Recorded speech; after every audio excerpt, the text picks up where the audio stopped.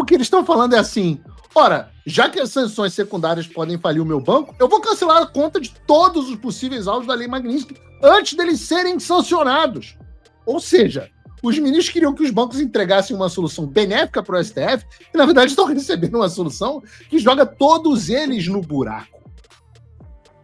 Eles queriam que os bancos não cumprissem a Magnitsky contra ninguém, mas o que o BTG está orientando a fazer é cancelar logo as contas de todo mundo antes que dê problema. Não é só a conta do sancionado, mas todo mundo que esteja na mira de sanções. Seguindo essa política, o BTG já cancelaria agora as contas do Gilmar, do Barroso, do Flávio Dino, do Paulo Gonet, e a lista pode crescer a partir do início do mês que vem. Na verdade... Olá, fala pessoal, sejam bem-vindos. Se você gosta e apoia o nosso conteúdo, deixe o seu like e inscreva-se no canal.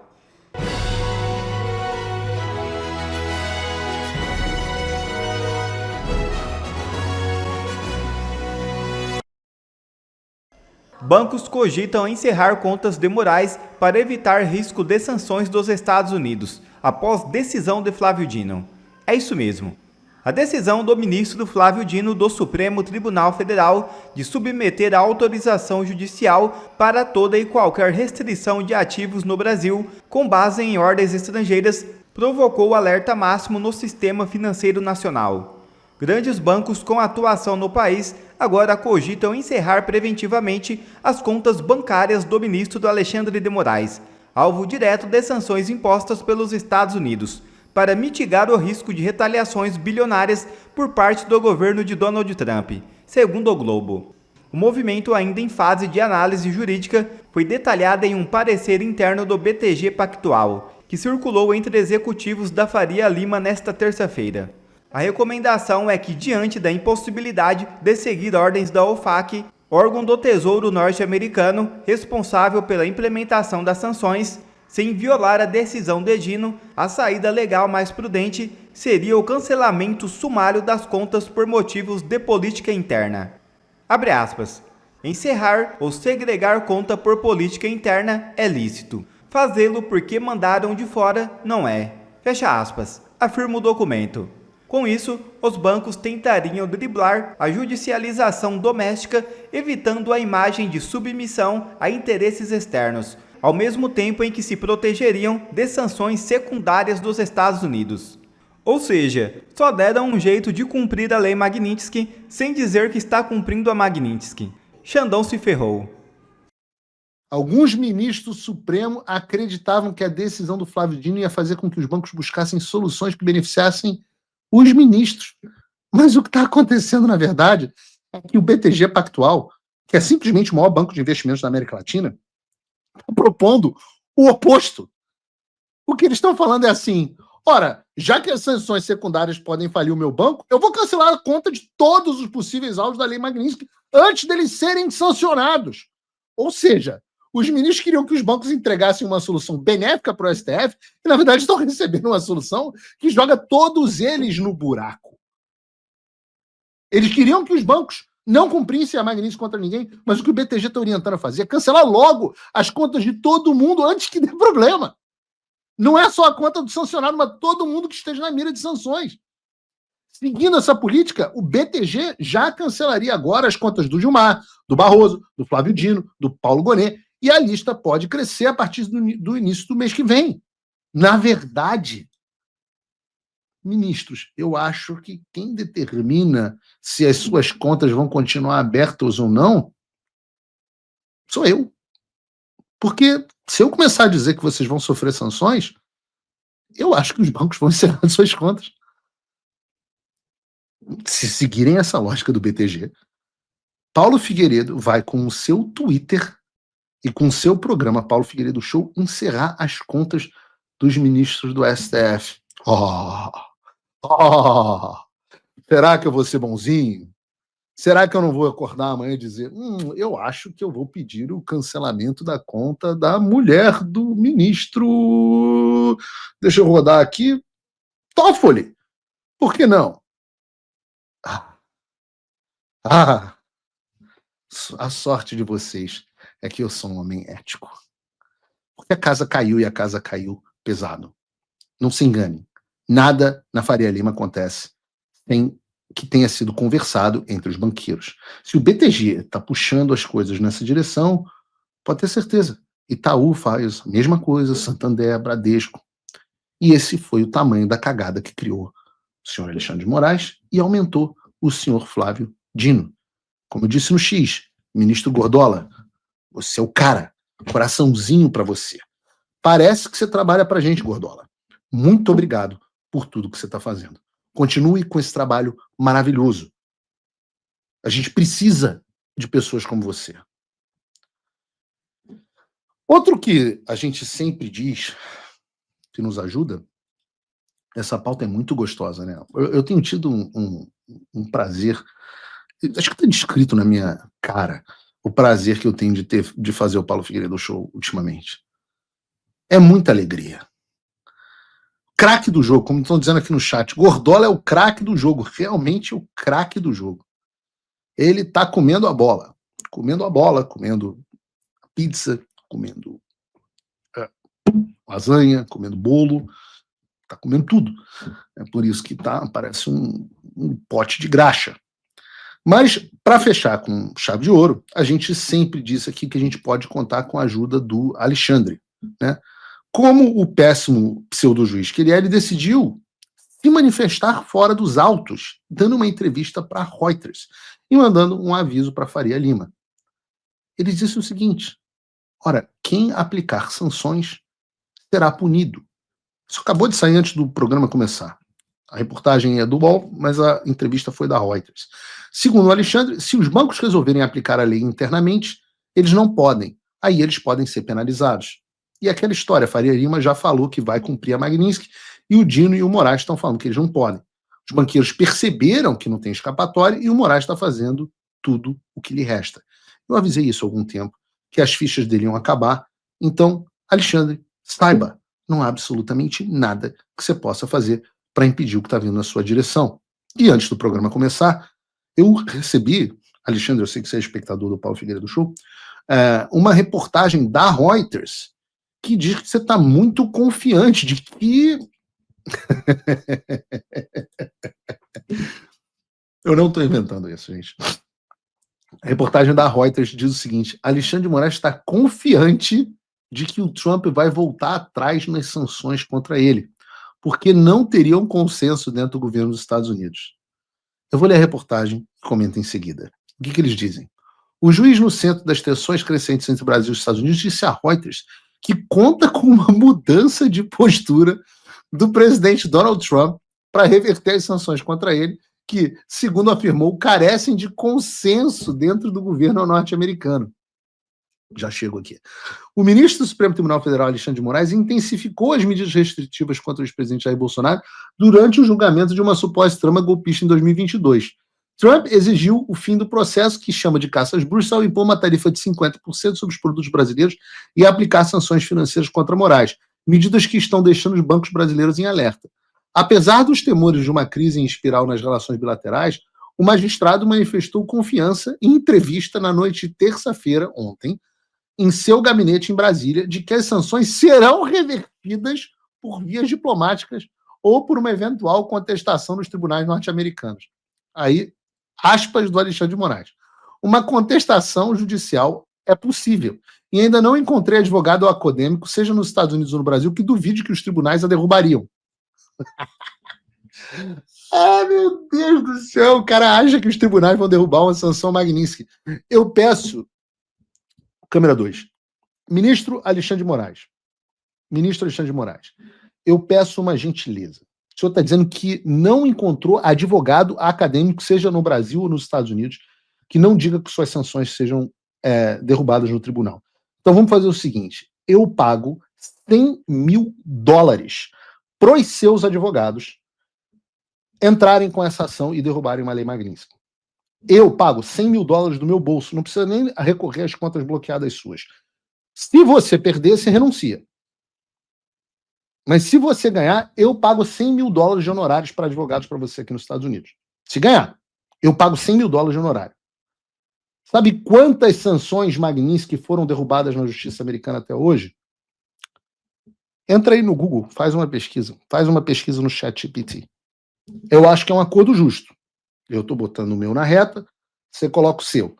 Você renuncia se não forem derrubadas. Coloque o seu destino na mão da Justiça dos Estados Unidos. Eu não estou nem preocupado em cair na mão de um juiz democrata. Nem preocupado. Senta o dedo, capricha. Esse é o grau da confiança que eu tenho que as sanções Magnitsky montadas contra você são indestrutíveis.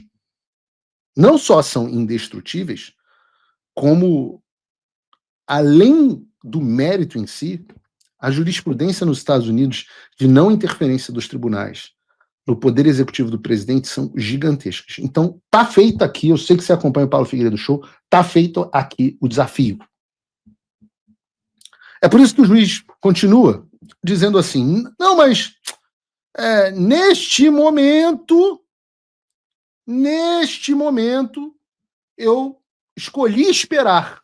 Essa é a minha escolha. Eu entra na justiça. Eu entro. Então entra na justiça. Eu entro. O Brasil virou um episódio do Chapolin. O ministro joga esse blefe e fala assim, não, eu entro. Realmente, ele continua, é uma questão diplomática para o país. A Reuters continua. Não posso inventar essas coisas. Juro para vocês, isso está numa reportagem da Reuters. Eu vou botar o Sueli e Mica, botem lá, por favor, no site do Paulo Figueiredo Show, porque esse negócio é um negócio impagável. Está na reportagem. Que continua. O impasse com Trump representa o maior teste até agora para o jurista de 56 anos, cujo semblante calvo e físico robusto se tornar... Chamou de gordo careca, não foi eu, foi a Reuters. Tá? Semblante calvo e físico robusto se tornaram símbolos da mais alta corte brasileira, da qual faz parte há 8 anos. Moraes liderou algum dos casos proeminentes, Elon Musk... aí ele fala o seguinte... Ele afirmou que o cerco dos Estados Unidos às suas finanças pessoais e ao comércio bilateral com o Brasil pouco alterou a sua rotina, que inclui boxe, artes marciais e a leitura de seu novo livro favorito, Leadership, do Henry Kissinger, o último volume do falecido diplomata norte-americano sobre diplomacia do século XX. Aliás, ótimo livro. Pelo menos boa leitura, Alexandre. Moraes declarou confiar que a diplomacia... Eu não consigo ler isso aí. Moraes declarou confiar que a diplomacia restaurará sua imagem em Washington. Disse ainda que procuradores atribuíram o atual desgaste a uma campanha de aliados do Bolsonaro, incluindo o deputado Eduardo Bolsonaro, filho do ex-presidente, que está nos Estados Unidos e é investigado no Brasil por buscar uma intervenção de Trump no caso do pai. Aí o Alexandre mete a seguinte aspa. Uma vez que as informações corretas tenham sido transmitidas, como está sendo feito agora, e a documentação chegue às autoridades norte-americanas, acredito que nem será necessária qualquer ação judicial para reverter as sanções. Acredito que o próprio Poder Executivo dos Estados Unidos, o presidente, irá revertê-las, afirmou Moraes. Cara, isso é muito fantasioso, e eu já chego lá. Questionado sobre a razão dessa confiança, Moraes disse ter conhecimento de divisões internas no governo americano que retardaram a aplicação das sanções e ainda poderiam miná-las. Dizem eles, houve resistência no Departamento de Estado e grande resistência no Departamento do Tesouro. Declarou, sem detalhar nem explicar como teve mais informações. Aí eu vou ler a resposta brutal do Departamento do Estado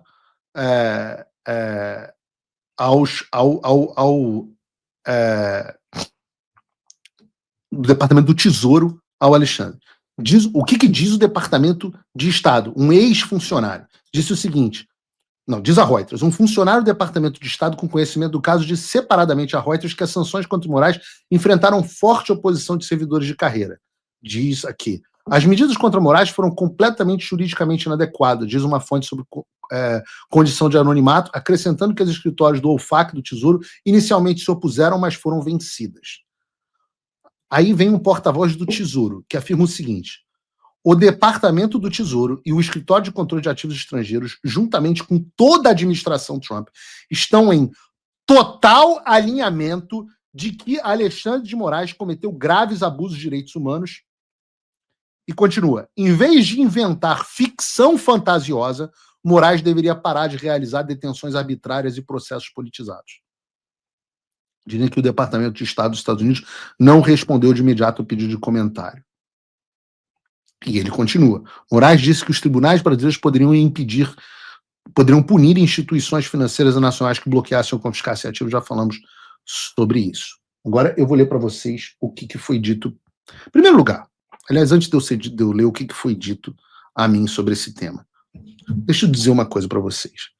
É claro que existe o Deep State americano. O que é o Deep State? É o que eles estão falando aí na reportagem da Reuters.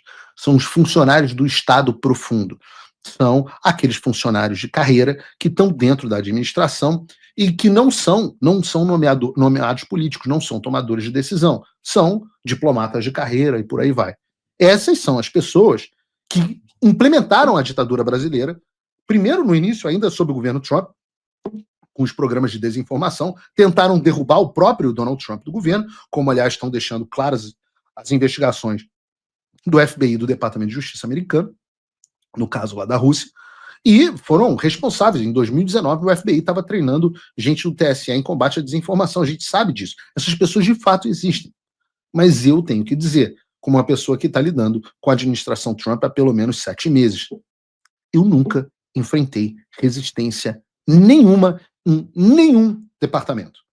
Para dizer a verdade, eu cheguei a estranhar não haver nenhum tipo de resistência em lugar algum. Minto, teve um funcionário, que é uma pessoa que deveria estar envolvida nesse processo, mas foi totalmente escanteada, que falou assim, talvez a gente devesse fazer sanções de visto, mas não devemos fazer sanções magníficas contra o Alexandre, isso seria uma resposta muito dura. Esse cara foi imediatamente escanteado. Deixa eu explicar para vocês como é que funciona a administração Trump. Donald Trump manda e todo mundo obedece. Não tem espaço dentro da administração. Hoje, os funcionários da administração Trump 2.0, todos eles foram vetados pelo gabinete pessoal do Donald Trump. Não há nenhum appointee político, nenhum nomeado político que não tenha sido vetado pelo presidente dos Estados Unidos. Significa que, analisado pelo escritório e visto se é uma pessoa que está disposta a implementar as decisões do presidente. Qualquer tentativa de ir numa outra direção é completamente queimada.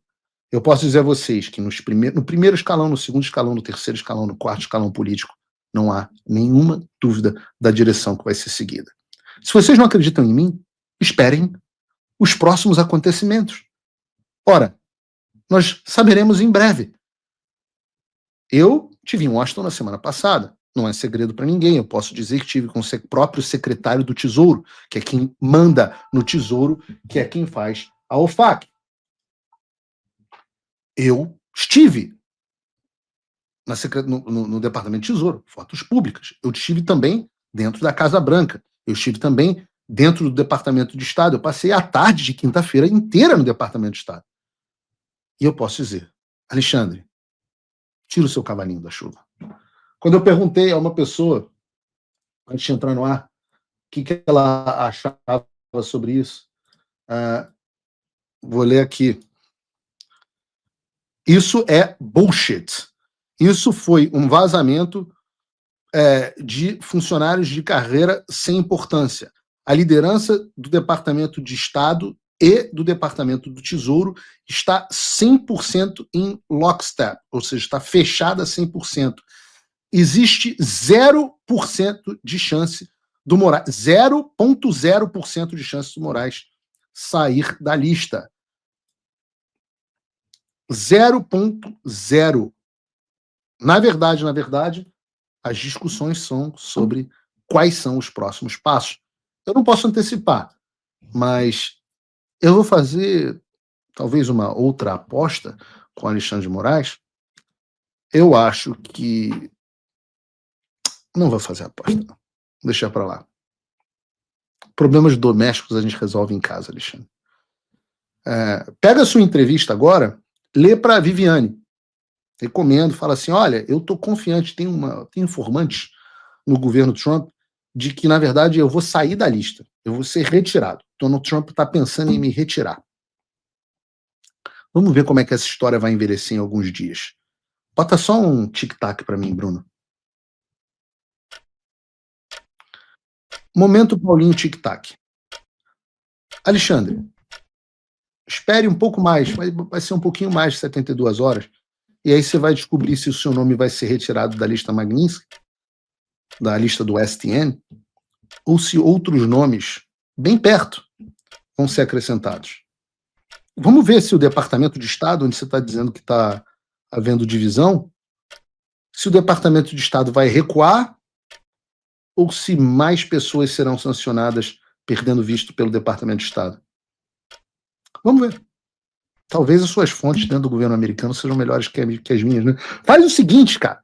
Fala pro Haddad fazer uma reunião lá com o Scott Bessent. Pergunta para ele como é que tá a situação. Tá bom?